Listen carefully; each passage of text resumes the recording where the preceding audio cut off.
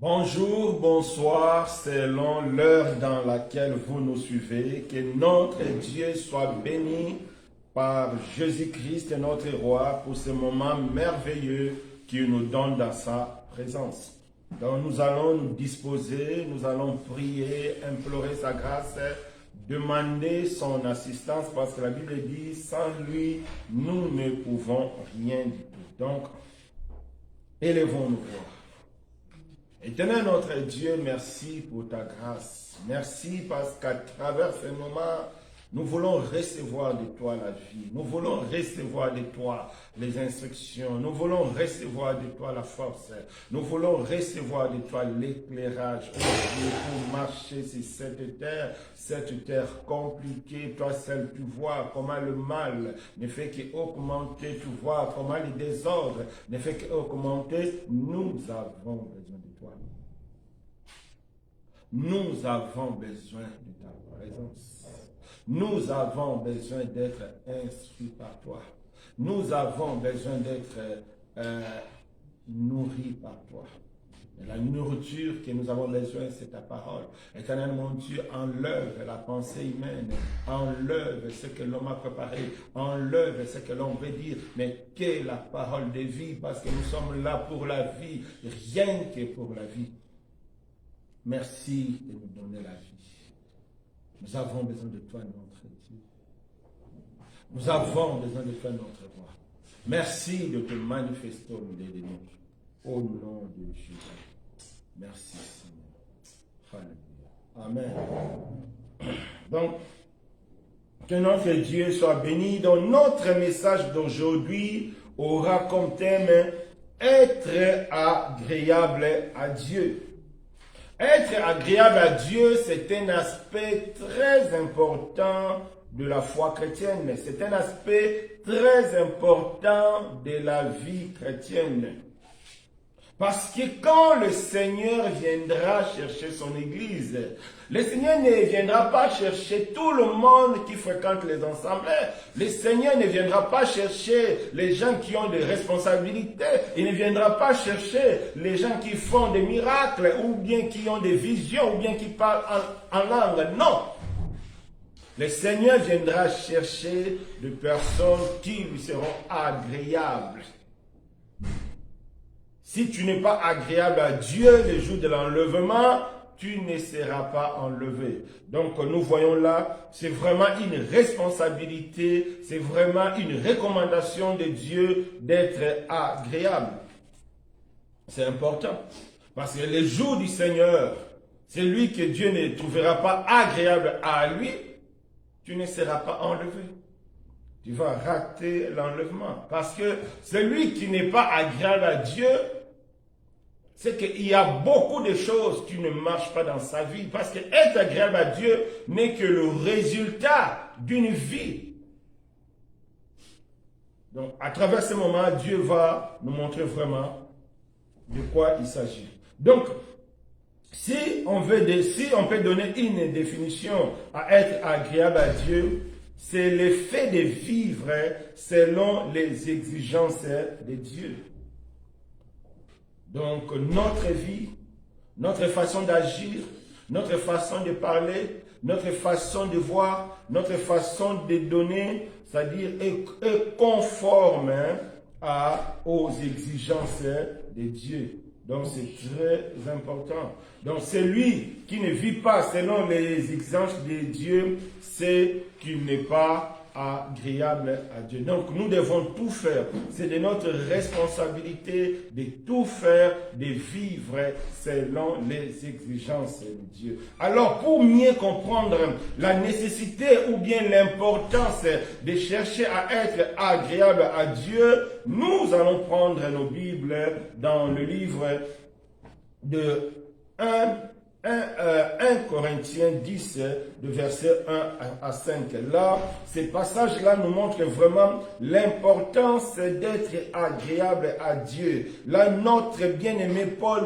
nous explique l'importance, nous explique les conséquences quand on n'est pas agréable à Dieu. Donc, nous allons prendre nos Bibles dans le livre de 1 Corinthiens 10, verset 1 à 5. Donc, 1 Corinthiens 10, versets 1 à 5.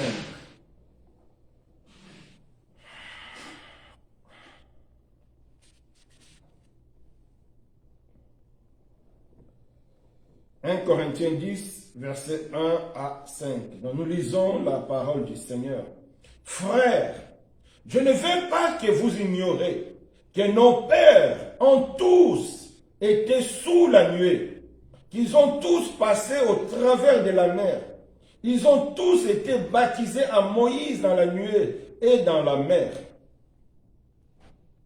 Ils ont tous mangé le même aliment spirituel et ils ont tous bu le même breuvage spirituel car ils buvaient à un rocher spirituel qui les suivait et ce rocher était Christ. » Écoutons verset 5 avec tristesse, mais la plupart d'entre eux ne firent point agréable à Dieu, puisqu'ils périrent dans le désert.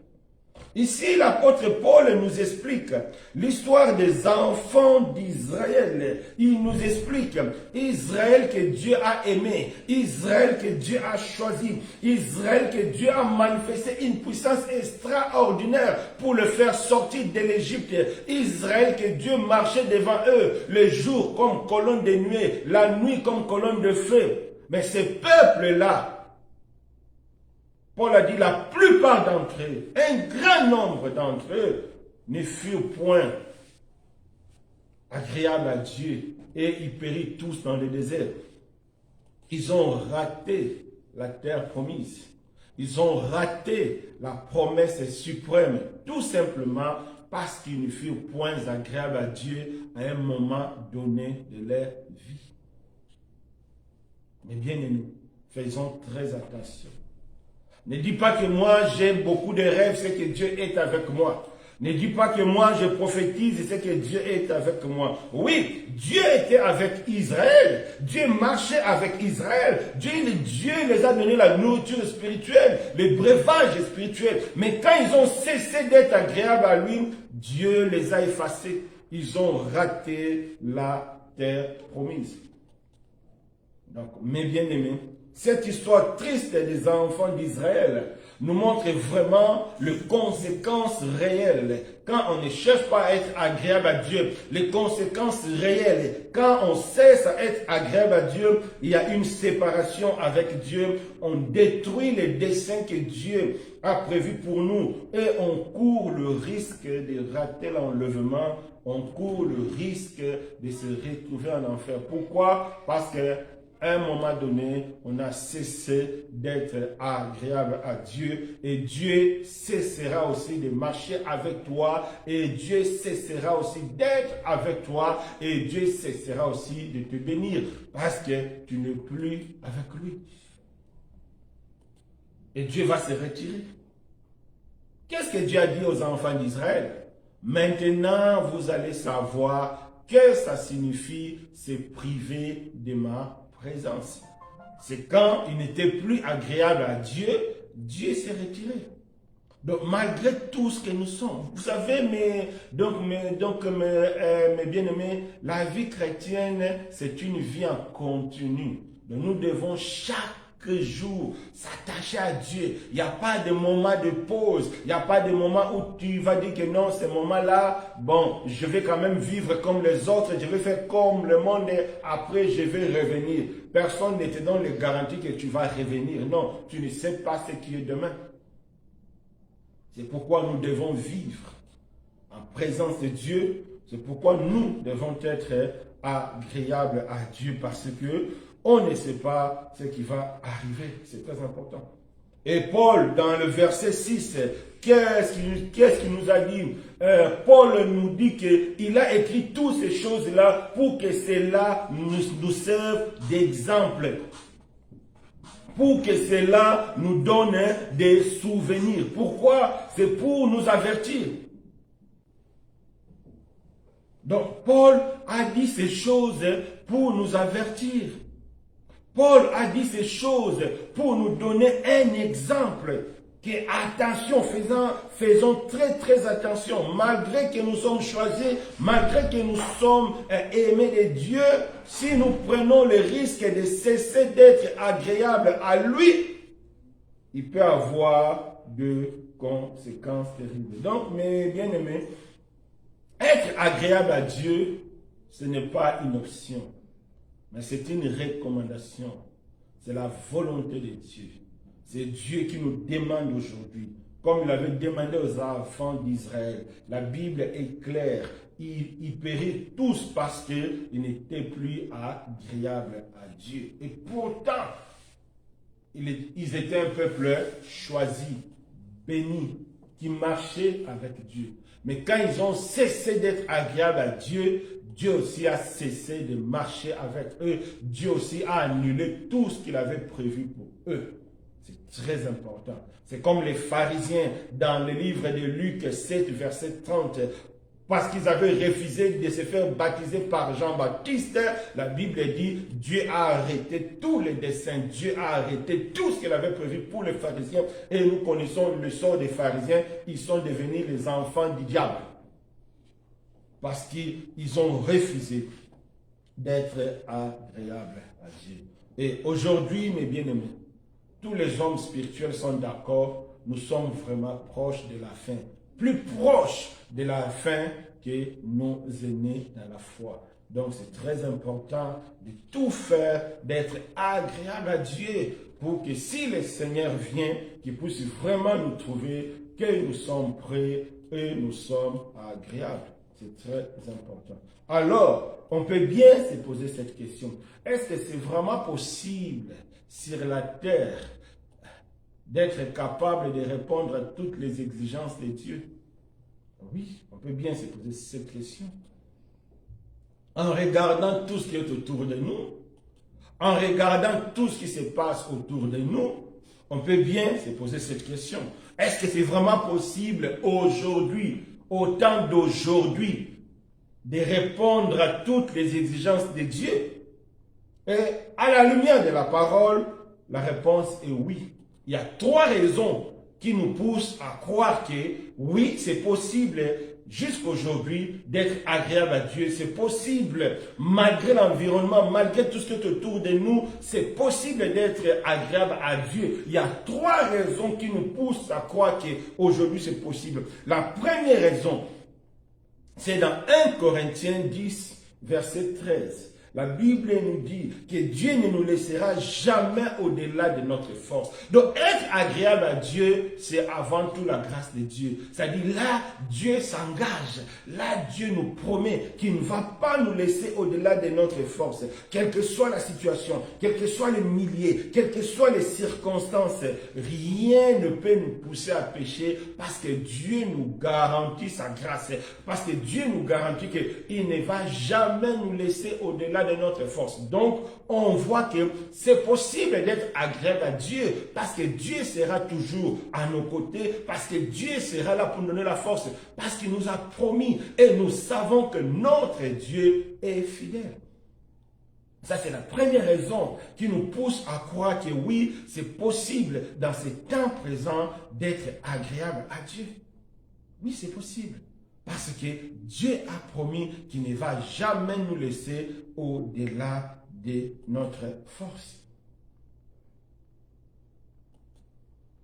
Même dans le désert, les enfants d'Israël, ils avaient tout le moyen pour être agréables à Dieu. Mais c'est eux-mêmes qui n'ont pas voulu écouter Dieu. Donc nous devons compter sur la fidélité de Dieu. Pour être agréable à Dieu, ce n'est pas par notre propre force, non. C'est par la fidélité de Dieu. Nous devons compter à la fidélité de Dieu pour être agréable à Dieu. Ça, c'est la première raison qui nous pousse à croire que oui, mes bien-aimés, c'est possible aujourd'hui d'être agréable à Dieu. Et la deuxième raison qui nous pousse à croire que oui, c'est possible d'être agréable à Dieu, on peut voir ça dans le livre de Jean 17, verset 15. Jean 17, verset 15, c'est la prière que Jésus a adressée avant de quitter cette terre. Donc Jésus a prié Dieu. Il a demandé à Dieu de ne pas nous ôter sur la terre, mais de nous préserver. Dieu nous préserve. C'est-à-dire, Dieu nous a... Donc, préserver peut prendre plusieurs formes. Dieu nous avertit. C'est très important. Donc, sans les avertissements de Dieu, nous ne pouvons pas marcher. Nous ne pouvons pas être agréables à Dieu. Donc, Dieu nous avertit. C'est très important. Dieu nous préserve. Comme avec les enfants d'Israël. Dieu les a avertis de ne pas prendre les femmes étrangères. Ils étaient déjà avertis. C'est-à-dire, si vous regardez bien l'histoire des enfants d'Israël, la plupart de leurs chutes, c'était de leur faute. Pas la plupart, toutes leurs chutes, c'était de leur faute. Parce qu'ils n'écoutaient pas les avertissements de Dieu. Ils étaient avertis. Dieu les a avertis de ne pas prendre les femmes étrangères. Si vous prenez les femmes étrangères, ils vont vous amener dans l'idolâtrie de leur Dieu. Malheureusement, ils n'ont pas écouté les avertissements de Dieu. C'est important. Dieu a averti au roi. Il ne faut pas que le roi puisse amasser beaucoup de richesses. Il ne faut pas que le roi puisse avoir plusieurs femmes. Et Salomon a fait l'expérience avec plusieurs femmes. À un moment, il avait cessé d'être agréable à Dieu. Pourquoi? Parce que ces femmes l'ont conduit dans l'idolâtrie. C'est très important. Dieu nous prévient. Dieu nous rassure. Quand Dieu se présente comme le Dieu d'Abraham, le Dieu d'Isaac, le Dieu de Jacob, ça c'est une assurance. C'est-à-dire, c'est le même Dieu qui a marché avec Abraham, c'est le même Dieu qui a rendu Abraham capable d'avoir un héritage, c'est le même Dieu qui a préservé l'héritage à Isaac, c'est le même Dieu qui a délivré Jacob, c'est le même Dieu aussi qui est capable de te délivrer. C'est ça l'assurance. Donc nous avons le Dieu d'Abraham, le Dieu d'Isaac, le Dieu de Jacob. C'est l'assurance qui nous donne tout ce qu'il faut pour être agréable à Dieu. Parce que je sais que, quelle que soit la situation, quel que soit tout ce qui peut arriver, le Dieu d'Abraham est là, le Dieu d'Isaac est là, le Dieu de Jacob est là. Donc on voit Dieu a tout mis en œuvre pour nous permettre d'être agréable à lui, pour nous donner tout ce qu'il nous faut pour être agréable à lui. C'est important. C'est très important. Et troisième raison qui nous pousse à croire que c'est possible d'être agréable à Dieu, parce que Dieu nous donne le modèle. Dans la Bible, quand on lit la Bible, quand on sonde les Écritures, on voit que Dieu nous donne de modèles. Donc nous devons suivre ces modèles-là pour marcher comme eux. Dieu nous a donné le modèle des enfants d'Israël, c'est-à-dire c'est des choses à rejeter, c'est des choses à ne plus reproduire. Pourquoi? Paul nous explique pourquoi les enfants d'Israël n'étaient pas agréables à Dieu. La Bible dit parce qu'ils avaient le mauvais désir. Donc Paul nous exhorte, Dieu nous exhorte de ne pas avoir le mauvais désir comme eux. C'est ça. Quel a été le mauvais désir des enfants d'Israël? Ils étaient devenus idolâtres. L'idolâtrie. Malheureusement aujourd'hui, l'idolâtrie est entrée dans nos assemblées. On commence à adorer des hommes, on commence à adorer l'huile, on commence à adorer l'eau. Il y a des gens, s'il n'y a pas l'eau bénite, il ne va pas dormir. S'il n'y a pas l'huile, entre guillemets, d'onction, il ne sera pas à l'aise. C'est ça l'idolâtrie. Au lieu de faire confiance à Jésus, au lieu de placer confiance à Jésus, maintenant on place confiance dans l'homme. C'est le pasteur. J'ai seulement besoin de la prière du pasteur. Si le pasteur ne prie pas pour lui ou bien pour elle, il ne sera pas à l'aise. Il ne va pas croire que Dieu va exaucer. C'est ça l'idolâtrie. L'impudicité.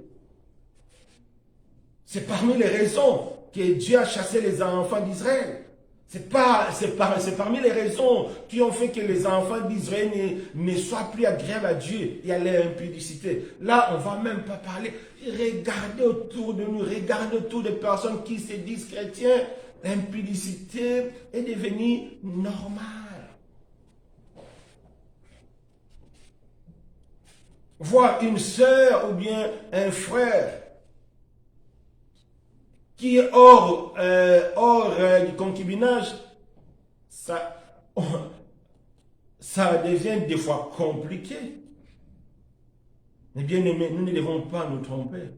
C'est pour cette raison-là, allez lire 1 Corinthiens 10, de 1 jusqu'à 10, vous allez comprendre. C'est pour cette raison-là que Dieu a refusé que les enfants d'Israël puissent toucher la terre promise. Il y a l'impudicité. Ils ont tenté Dieu des doutes, la désobéissance. C'est pourquoi Dieu nous a donné le modèle des enfants d'Israël pour comprendre que nous devons savoir se comporter. Sinon, nous ne serons pas agréables à Dieu. C'est très important, mais bien aimé. Mais Dieu ne nous a donné pas seulement le modèle négatif pour que nous soyons découragés. Non, Dieu nous a donné aussi des modèles positifs, des modèles à suivre, des personnes comme David. Dès Samuel 23, verset 1, la Bible dit, donc David lui-même s'est dit chantre agréable d'Israël. Donc lui-même il dit qu'il est chantre agréable d'Israël.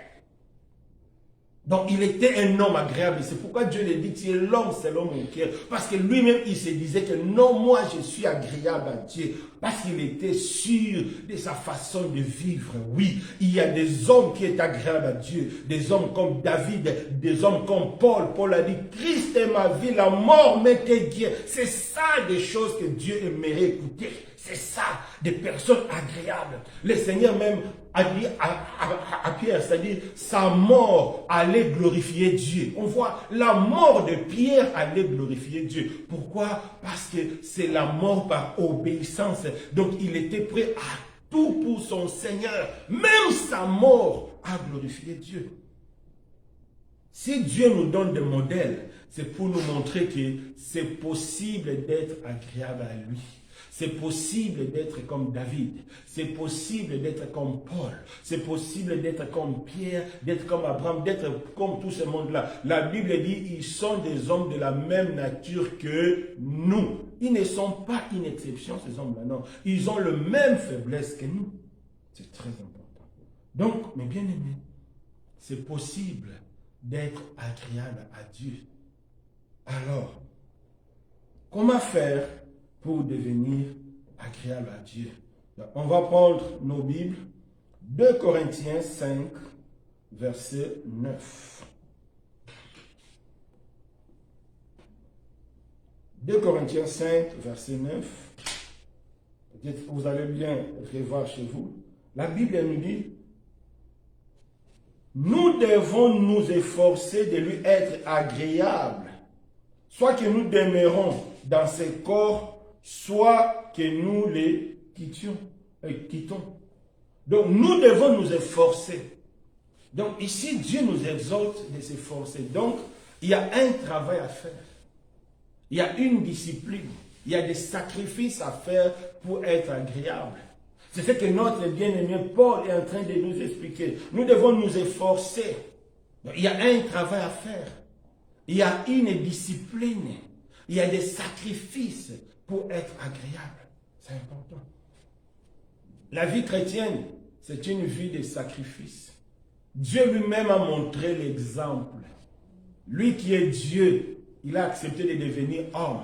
Il a laissé sa gloire. Il a tout laissé. Dans le ciel, Dieu est entouré des anges pour lui servir, pour faire tout ce que Dieu veut. Mais il a accepté de devenir homme sur la terre. C'est un sacrifice immense. Donc, la vie chrétienne, c'est une vie de sacrifice. Celui qui veut être agréable à Dieu doit aussi être armé de cette pensée de sacrifice. Sinon, c'est impossible. Parce que Dieu lui-même a montré exemple. Il s'est dépouillé. Il est parti jusqu'à la croix, à une mort honteuse. Et toi et moi, nous devons faire cela. Nous devons être animés de sacrifices. Nous devons accepter de faire de sacrifices. C'est important. Donc, celui qui veut être agréable à Dieu doit accepter une vie de sacrifice, sinon c'est impossible. Donc, en réalité, être agréable à Dieu, c'est vraiment le résultat d'une vie bien disciplinée. Alors, quels sont les éléments que nous avons besoin? Aujourd'hui, nous allons voir seulement 5 petits éléments qui vont nous aider. Mais en réalité, si nous mettons ces 5 petits éléments en pratique, ça va nous aider à accomplir encore d'autres éléments parce que les exigences de Dieu sont grandes. Mais les 5 là pourront nous aider à vivre aussi les autres. Le premier élément que nous avons besoin pour être agréable à Dieu, c'est dans Hébreux 11, verset 6. C'est la foi.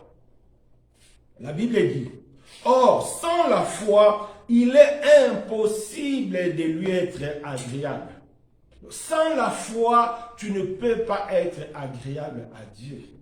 Parce que pour être agréable à Dieu, c'est une grâce, c'est la faveur de Dieu. Alors c'est par la foi qu'on reçoit la grâce de Dieu. C'est par la foi qu'on reçoit la faveur de Dieu. Donc sans la foi, il te sera impossible d'être agréable à Dieu. Parce que la foi nous permet de matérialiser Dieu, de rendre Dieu réel dans notre vie. Pour beaucoup de personnes, Dieu c'est abstrait. Dieu oui. Mais un jour, j'ai croisé un vieux, donc il m'a dit, oui, je sais que la mort existe, mais Dieu, je ne sais pas. Pourquoi? Parce qu'il ne voit pas Dieu. Parce que pour lui, il ne sent pas Dieu. Mais c'est lui qui a la foi. Si tu as une foi véritable, Dieu c'est une réalité. Parce que la foi matérialise Dieu dans notre vie. Même si je ne vois pas, je sais que tu es là. Il est là. Même si je ne vois pas, je sais qu'il m'entend.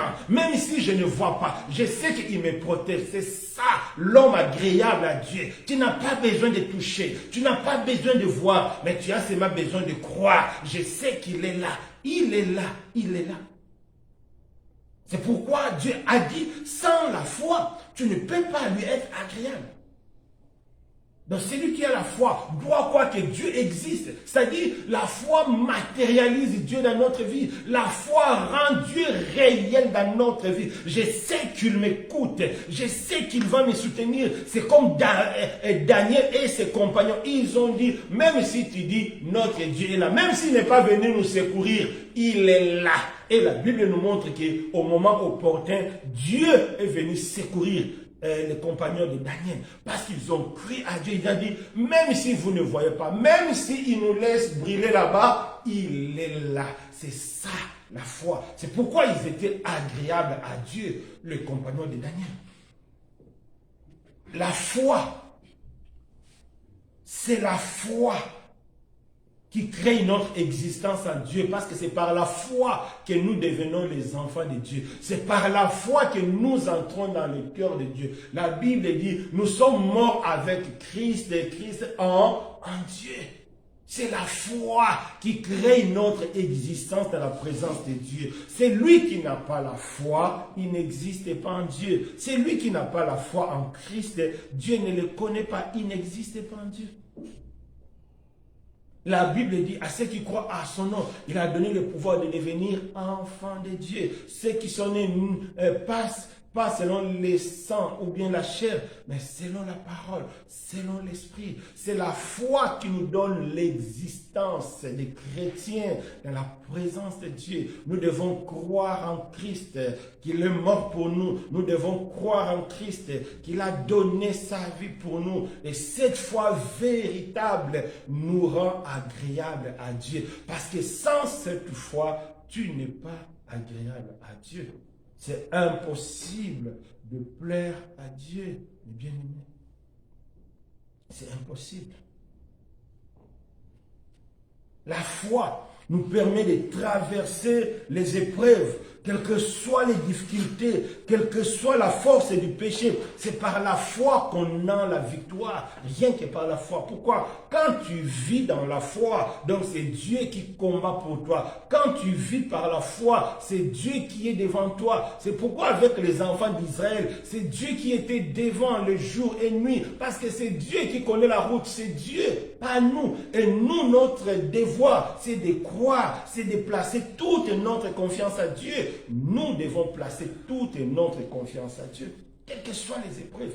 Dieu sait que nous vivons dans des moments difficiles, des moments terribles, des situations terribles. Mais c'est là, la solution, c'est dans la foi. Ce n'est pas dans ce que nous voyons, ce n'est pas dans ce que nous touchons, ce n'est pas dans ce que nous imaginons, c'est dans la foi, c'est dans la confiance à Dieu. C'est comme Dieu, il a dit à Noé, construis l'arche.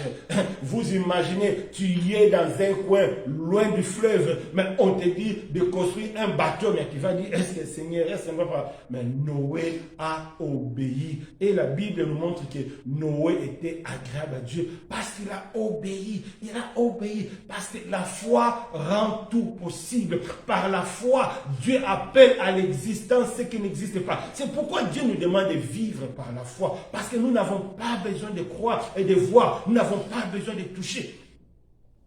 La foi manifeste la puissance de Dieu. C'est lui qui est agréable à Dieu, c'est celui qui croit que Dieu a la capacité d'agir. Regarde Sarah, la Bible dit, par la foi, elle était devenue capable de donner un enfant. Et pourtant, médicalement parlant, elle était donc déjà KO, vieille, stérile, ménopausée. Ça dit, tout était contre elle. Mais la foi l'a rendu la vie. C'est ça, la foi fait appel en œuvre la puissance de Dieu, la puissance de la résurrection. C'est ça, c'est que Dieu a, qu'aucun homme n'a pas, même le diable n'a pas, la puissance de la résurrection. La résurrection est là que quand tu as la mort, on ne peut plus rien faire. Quand tu as la mort, on ne peut plus rien espérer. Mais la résurrection est là, de donner vie dans le ruine. C'est pourquoi Dieu a dit, Dieu a la capacité de bâtir une ville à un seul jour. Pourquoi? Parce qu'il a la puissance de la résurrection. C'est pourquoi c'est par la foi qu'on est agréable à Dieu. Parce que c'est lui qui vit dans la foi. Croit que Dieu est capable de donner. Croit que Dieu est capable de faire. Même si je ne vois pas, même si je ne touche pas. Donc nous devons croire à la fidélité de Dieu. À la sortie d'Égypte, les enfants d'Israël étaient face à deux chemins. Mais Dieu a dit, devant vous, il y a deux chemins, un long et l'autre court. Mais ne prenez pas les chemins courts, mais prenez les chemins longs. C'est ça par la foi, ils ont pris les chemins longs. Imaginons ici combien de nous vont vouloir prendre les chemins courts. Parce que Dieu savait que dans le chemin court, il y a un obstacle, un piège que personne ne peut surmonter. C'est pourquoi Dieu aime les gens qui vivent par la foi. Parce que quand tu vis par la foi, tu vis sous la direction de Dieu. Tu vis sous la conduite du Saint-Esprit. Tu n'espères qu'en Dieu. Tu ne crois qu'en lui, mes bien-aimés. Tu veux être agréable à Dieu. Prends aujourd'hui la décision de vivre par la foi, de tout espérer en Dieu. Ce n'est pas ce que tu vois. Vous savez, dans la vie, nous savons ce qu'on appelle la réalité. Sur le plan humain, c'est la réalité qui compte. Donc la réalité, c'est ce que nous voyons. Comme aujourd'hui, il fait jour, c'est la réalité. Personne ne peut nier.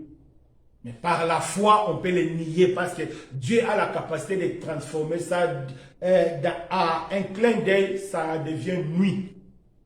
Donc la foi nous permet de dépasser la réalité. La Bible nous montre que quand les hommes là, les hommes que nous citons dans la Bible, les David, les Abraham, les Jacob, Quand ils avaient vu la réalité sans la foi, ils avaient péché. Abraham, quand il a eu la famine, au lieu de croire en Dieu qu'il a béni, qu'il a rendu fécond, la source de la richesse, Abraham avait préféré aller en Égypte. C'est là qu'il est parti mentir. C'est là qu'il est parti céder sa femme à Pharaon. Pourquoi? Parce qu'il n'a pas agi par la foi, mais par la réalité. Donc, celui qui veut être agréable à Dieu doit apprendre à agir par la foi. Bien que la réalité est là, mais c'est la foi qui domine la réalité. Parce que la foi, c'est la parole de Dieu. Or, la Bible nous dit, Dieu a tout créé par sa parole. Tout ce qui existe, c'est l'œuvre de la parole de Dieu. Ce n'est pas l'œuvre de la réalité, non. C'est l'œuvre de la parole de Dieu. Amen. C'est pourquoi c'est les hommes de foi qui sont agréables à Dieu. Parce qu'ils ne vivent pas selon la réalité, mais ils vivent selon la parole, tout en croyant que la parole de Dieu a la capacité. Vous savez, Dieu a dit, Dieu nous fait récupérer les années mangées par les souterrains. Dieu nous fait récupérer la jeunesse perdue. Comme Sarah, elle avait perdu sa jeunesse étant stérile, mais dans la foi, la Bible nous montre, Sarah a eu encore la joie de la maternité. C'est pourquoi Dieu nous donne la Bible comme un livre de souvenirs pour garder des souvenirs. C'est pourquoi Paul a dit, je vous ai écrit pour que cela vous serve d'exemple, pour que cela vous serve des souvenirs. Mais dis-moi, tu veux être agréable à Dieu, vis par la foi. Je ne sais pas ton problème, toi qui me suis. Je ne sais pas ta situation, toi qui me suis. Est-ce que ta situation d'aujourd'hui est plus forte que la stérilité de Sarah? Est-ce que ta situation d'aujourd'hui est plus forte que les enfants d'Israël devant la mer Rouge?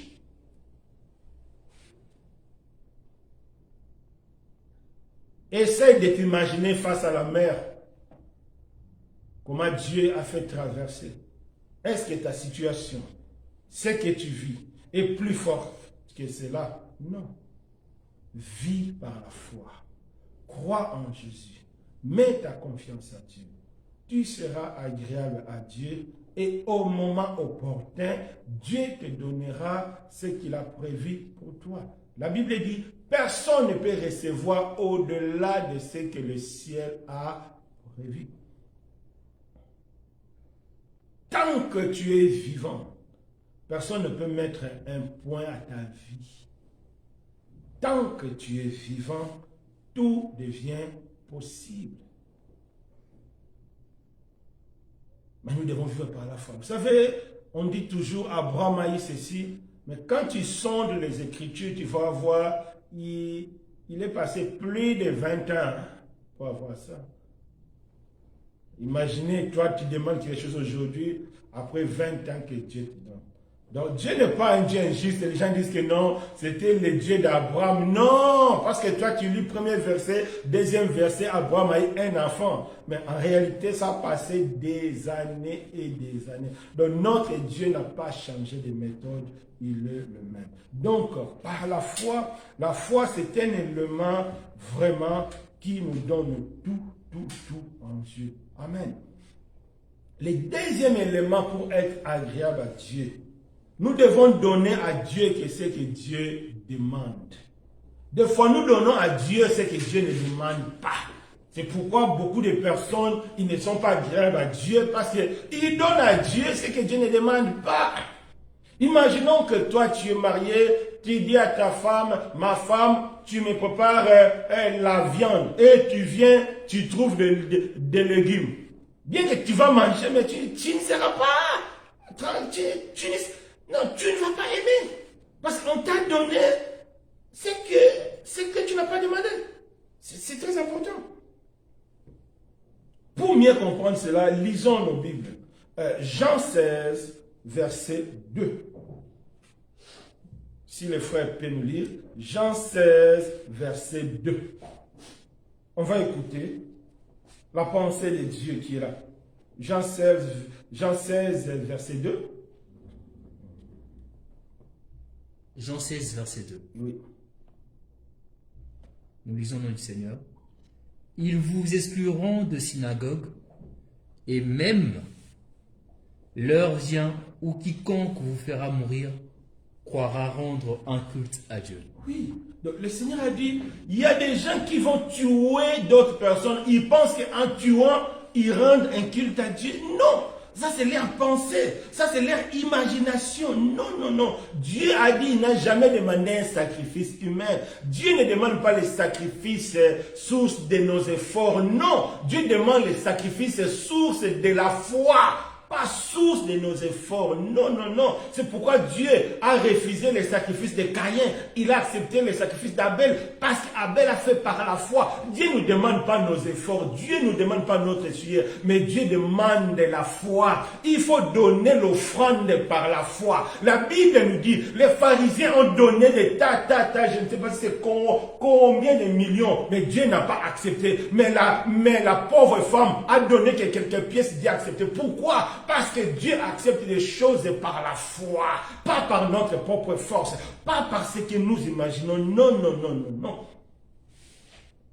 Un jour, j'étais surpris. Une sœur célibataire, elle vit même en concubinage.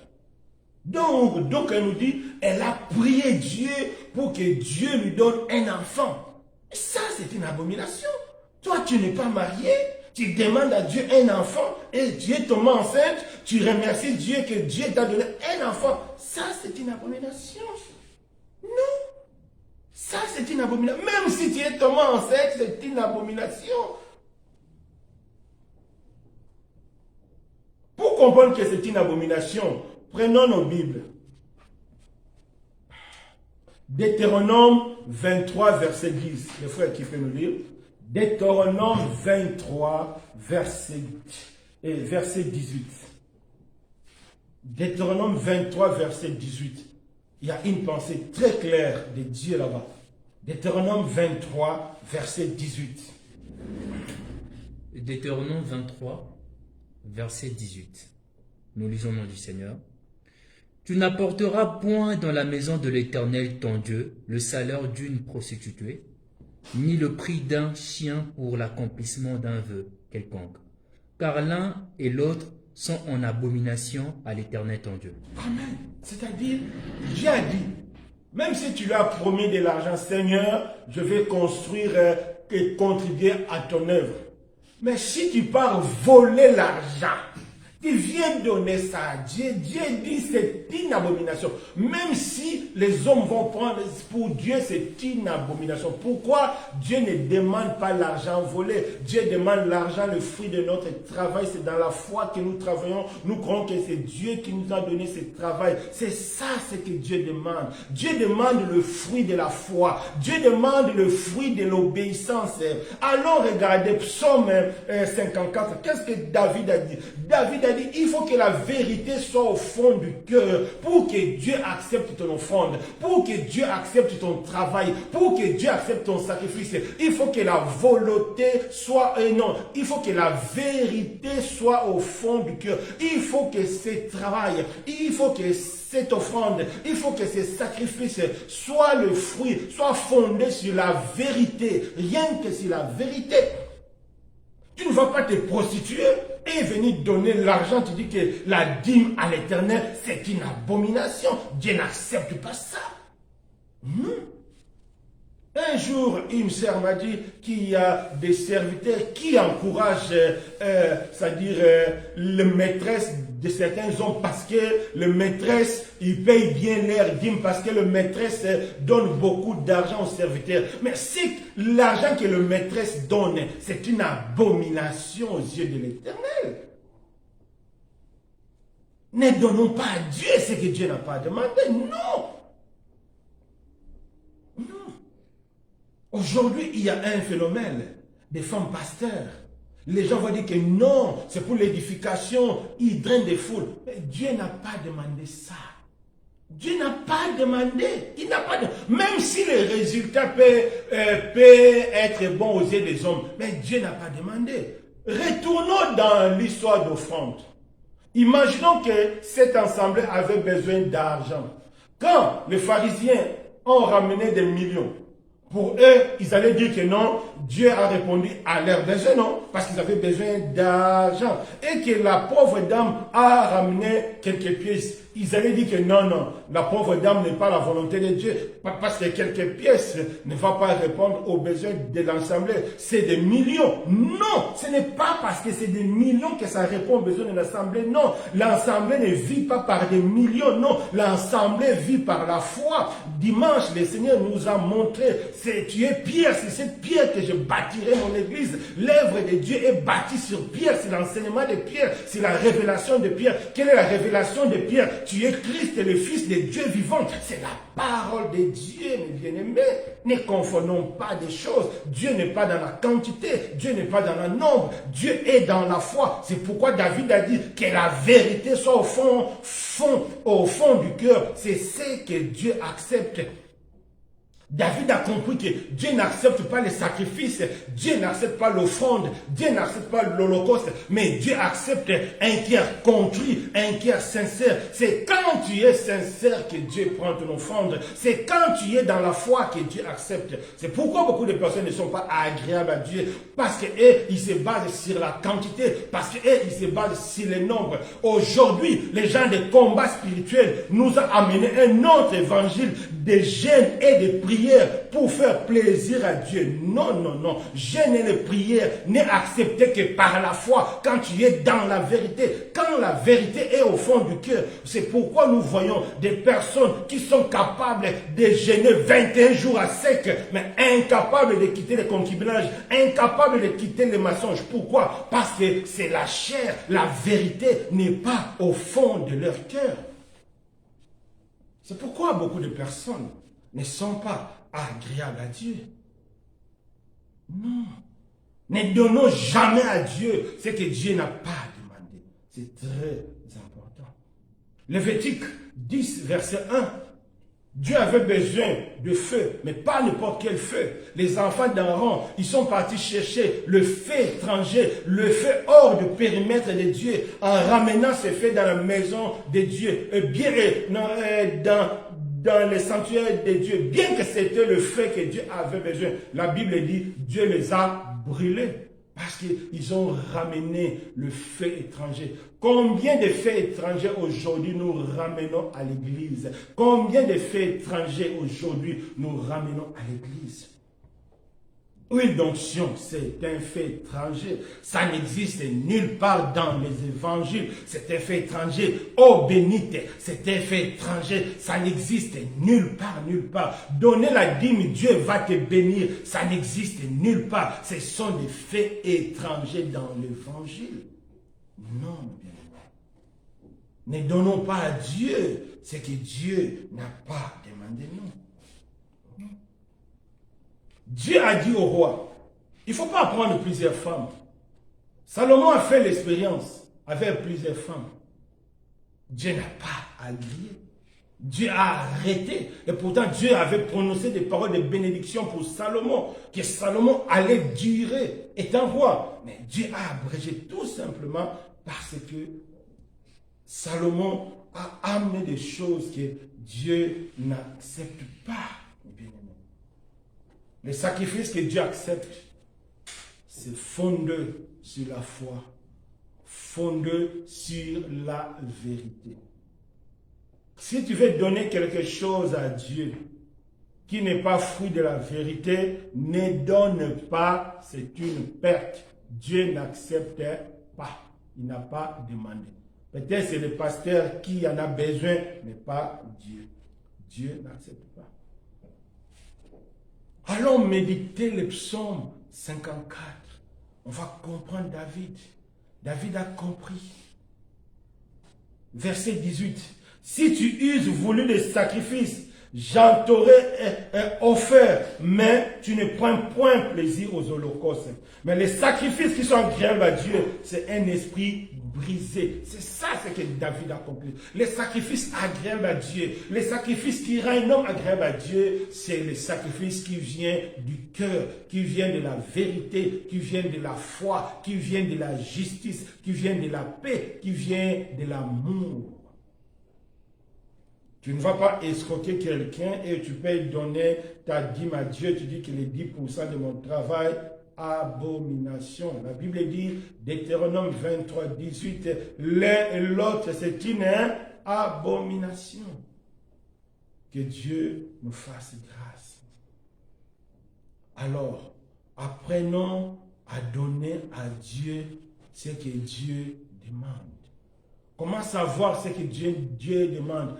On retourne encore à la méditation. C'est l'étude de la parole de Dieu. C'est une vie de méditation qui nous permettra de savoir ce que Dieu demande. C'est pourquoi je vous exhorte toujours à lire la Bible. Je vous exhorte toujours à méditer. Sinon, vous allez donner à Dieu des choses, Dieu n'accepte pas. C'est pourquoi aujourd'hui, allez voir des prières sur Internet, des prières de retour à l'expéditeur, des prières pour arracher les enfants retenus captifs dans les diables. Pourquoi les prières sont abominables? Parce que les gens ne méditent pas la parole de Dieu. Toi, tu ne peux pas être dans le Seigneur et puis tes enfants esclaves dans les diables. Non, la Bible dit, ta vie est cachée en Christ à Dieu. Si ta vie est cachée en Christ et tout à toi est caché en Christ, Josué a dit, moi et ma maison, nous servirons l'Éternel. Mais parce que nous ne méditons pas la parole de Dieu. On retourne toujours. La fois passée, on a vu la méditation de la parole. C'est le premier fondement de la foi chrétienne. Quand on ne médite pas la parole, on va donner à Dieu des choses qu'il n'a pas demandé et Dieu aussi ne va pas accepter parce qu'il n'a pas demandé. Dieu a dit à Moïse, tu me feras un sanctuaire selon le modèle que je vous donnerai. La fois passée, je vous ai expédié l'enseignement de notre ami pasteur Monche sur les modèles. Pourquoi? C'est très important. Dieu n'accepte pas des choses pour accepter. Dieu accepte que des choses qu'il a demandées. Dieu accepte que des choses selon le modèle. C'est pourquoi Dieu a dit, vous êtes bâtis sur le fondement des apôtres.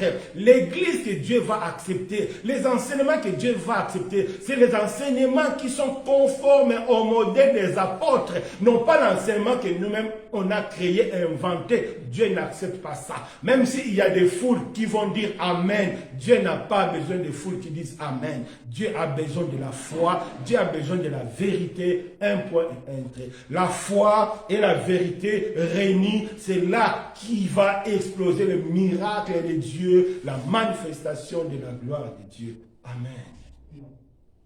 C'est ça, c'est que nous avons besoin pour être agréable à Dieu. La foi et la vérité. Ça va nous permettre de donner à Dieu ce que Dieu demande.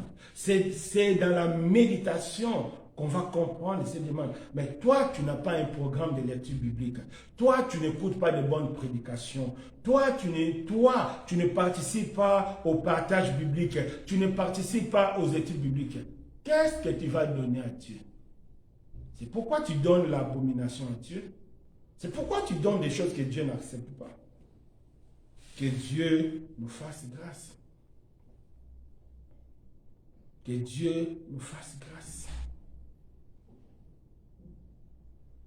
Sondons les Écritures pour comprendre ce que Dieu nous demande.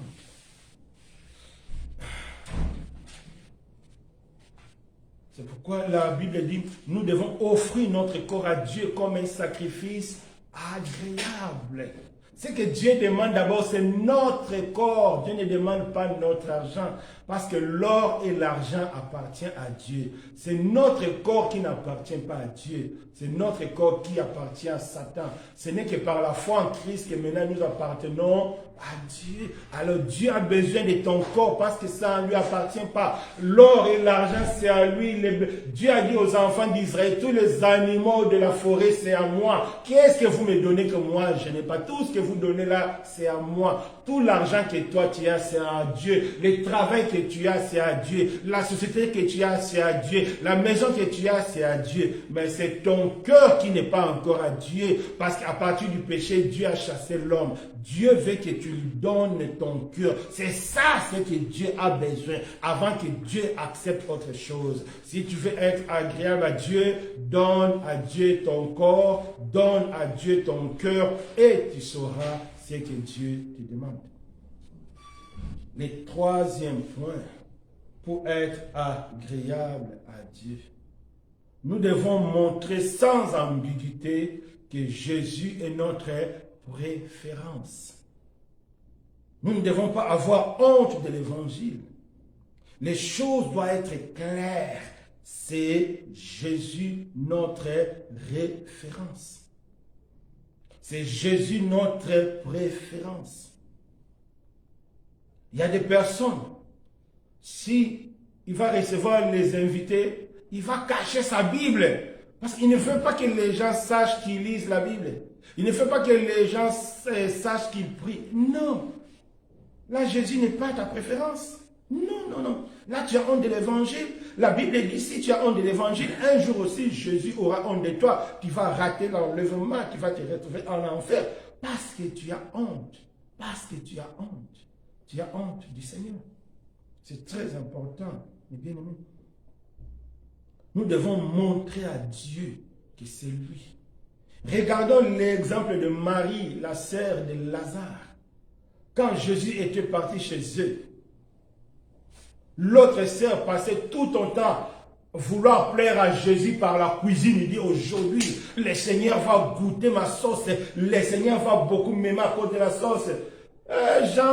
Jésus l'a dit non, non, non, non, non, non, non, non. C'est Marie qui a choisi la bonne part. C'est Marie. Quelle était la bonne part? Elle était disposée à écouter les enseignements du Seigneur. C'est ce que Dieu a besoin. L'autre est là s'occuper. C'est pourquoi Dieu n'accepte pas des choses, le fruit de nos efforts. Non, Dieu accepte les choses, les fruits de la foi. C'est important, mes bien-aimés, pour être agréable à Dieu.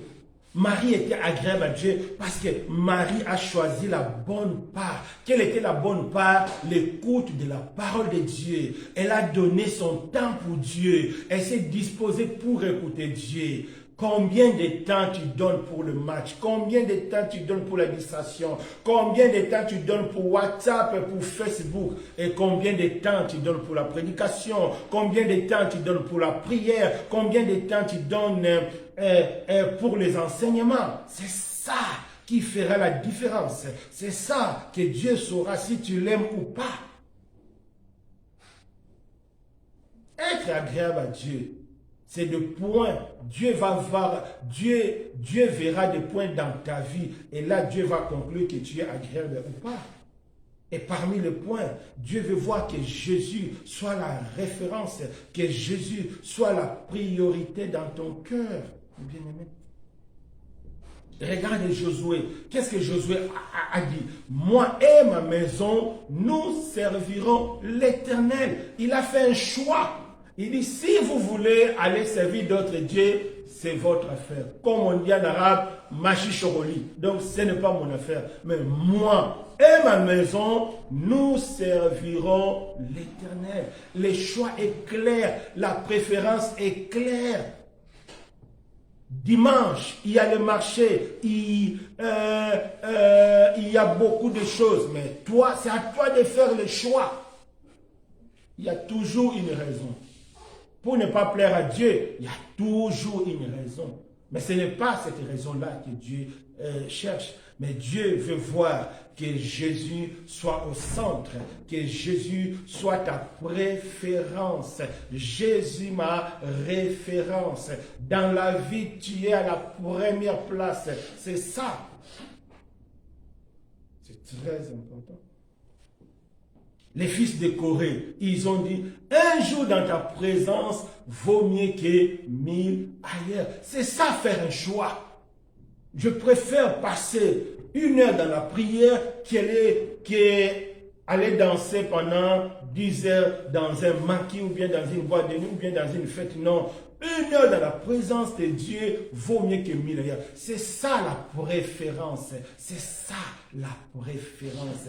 Quand Dieu va sonder ton cœur, il dit que non, c'est lui-là même, c'est là même. Pourquoi? Parce qu'il dit 1 heure donc 1 heure dans ma présence vaut mieux que tout. C'est ça. C'est pas pour rien que les gens de la Bible étaient agréables à Dieu, parce qu'ils ont montré à Dieu que Dieu était au centre de leurs préoccupations.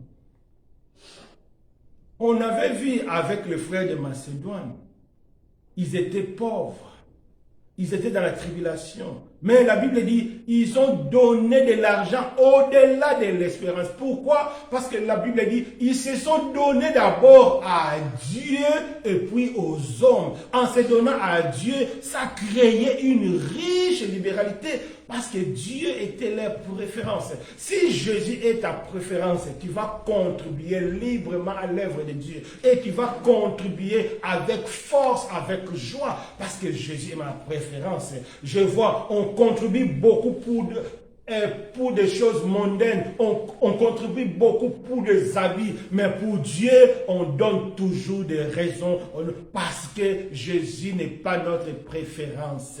Quand Jésus est notre préférence, ça se voit par les actes, ce n'est pas par le mot. Quand tu es agréable à Dieu, Dieu va voir par des actes, ce n'est pas par le mot. Mais bien aimé, c'est très important. Est-ce que tu as un programme de prière? Est-ce que tu as un programme de méditation? Est-ce que tu as un programme de culte? Aujourd'hui, les gens, beaucoup de personnes ne veulent plus venir au culte. Ils donnent la raison, c'est Corona, on va suivre en live. Non. J'estime que si Dieu avait permis que beaucoup de choses se fassent en ligne, c'était comme la loi, c'était quelque chose de temporaire. Alors les gens saisissent de ça parce que Jésus n'est pas ta référence. Nous sortons pour aller au travail. Là, il n'y a pas le risque de corona. Nous sortons pour aller faire le magasin. Là, il n'y a pas le risque de corona. Mais pour le culte, il y a un risque de corona. Jésus n'est pas ta référence. Jésus n'est pas au centre de ta vie. Parce que Dieu voit les actes. Dieu ne voit pas la parole. Non, Dieu voit les actes. Que Dieu nous fasse grâce. Que Jésus soit la référence. Que Jésus soit au centre de notre vie. Tu veux être agréable à Dieu, mais Jésus au centre de ta vie. C'est très important. Commencez par avoir un programme de prière. Commencez par avoir un programme de méditation. Commencez par avoir un programme des activités de l'Assemblée. C'est très important que personne ne te trompe. Les gens disent que mais comment Dieu avant il faisait beaucoup de miracles parmi les chrétiens. Allez lire ce qui est écrit là-bas. Qu'est-ce que la Bible dit? Ils étaient chaque jour au temple. Chaque jour au temple. La Bible dit, une fois ils ont quitté les temples, ils allaient dans la maison prendre, c'est-à-dire faire la fraction de pain. C'est ça, non? Ça dit, pourquoi? Parce que Dieu était au centre de leur vie. Ils étaient chaque jour au temple.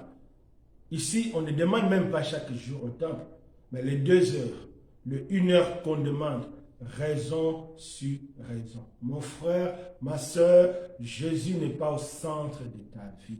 Tu continues comme ça, tu vas rater l'enlèvement. Que personne ne te trompe. Il y a toujours une raison pour le péché. Les enfants d'Israël ont dit quoi? Nommons-nous un chef pour retourner en Égypte. Il y a toujours un guide pour que tu retournes dans le monde. Il y a toujours un guide pour ramener quelqu'un en enfer. Le guide là, c'est les raisons qu'il te donne. Aujourd'hui, si Dieu t'interpelle, c'est pour que tu puisses revoir tout. Parce que Dieu veut que tu sois agréable devant lui. Et le 4e point, nous devons fuir le péché. Hier, Pour des personnes qui ont suivi les partages bibliques, Dieu nous a parlé du péché. Dieu nous a montré que le péché nous sépare de Dieu. Dieu nous a montré le méfait du péché. Nous devons fuir le péché. S'il y a des choses à fuir sur cette terre, le péché fait parmi est parmi des choses que nous devons fuir en courant. Parce que le péché nous rend rebelles. Parce que le péché, c'est une loi qui nous ramène vers le bas. C'est une loi qui nous ramène en enfer. Le péché nous sépare de Dieu. Nous devons fuir le péché. C'est très important. Et on a parlé longuement comment fuir le péché. C'est par la foi. C'est dans la foi en Christ que le Saint-Esprit nous rendra capables. L'Esprit de vie de Christ nous a franchis de la loi du péché et de la mort. Ce n'est pas par toi-même que tu vas vaincre le péché, mais c'est en mettant foi en Christ, en mettant confiance en Christ. C'est le Saint-Esprit qui te rendra capable de vaincre le péché. Des personnes qui sont agréables à Dieu, ce sont des personnes qui ont vaincu le péché, qui ont fui. C'est comme Joseph, il a dit, pourquoi pécherai-je contre mon Dieu? Il a fui, il a préféré fuir, il a préféré rater les avantages matériels, mais pour avoir l'avantage spirituel, pour être agréable à Dieu. C'est très important. Comme dernier point, la colère. La Bible nous dit, on peut s'énerver, les gens peuvent nous énerver, mais la Bible donne une condition, que la colère n'arrive pas jusqu'au lendemain. Mais quand tu gardes la colère des jours, quand tu gardes la colère de mois, tu ne seras pas agréable à Dieu, parce que la colère va te pousser à commettre des erreurs. C'est ce que Jacob a dit à ses enfants. À cause de la colère, ils sont partis tuer, ils sont partis faire des dégâts. La colère nous pousse à faire des choses, à faire des dégâts dans la vie.